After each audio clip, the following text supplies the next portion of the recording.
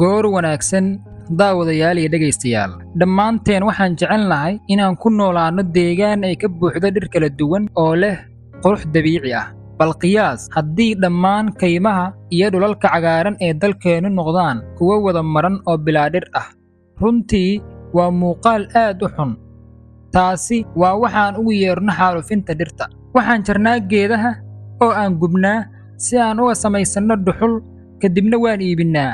innaga oo aan si buuxda u fahmin saamaynta deegaanka ee falalkaas haddaba dhegayste weligaa ma u istaagtay inaad ka fikirto cawaaqibka ay howlahani ku yeelanayaan deegaanka aan aragno sida jarista dhirtu ay u waxyeelayso deegaanka marka aynu dhirta jarayno waxaynu baabi'inaynaa deegaanka ay ku noolaayeen xayawaanno badan oo ku tiirsan noocyada kala duwan ee dhirta berigii hore awoowayaasheen waxa ay geedaha ka dhigan jireen meelaha lagu kulmo garta lagu gooyo mararka qaarna har iyo nasasho ayay ka raadsan jireen geedaha hoostooda laakiin hadda bal eeg sidaan u baabi'innay geedahaas faa'iidada lahaa xaalufinta dhirta waa dhibaato adag oo u baahan in si weyn looga taxadaro waxaan ku baaqaynaa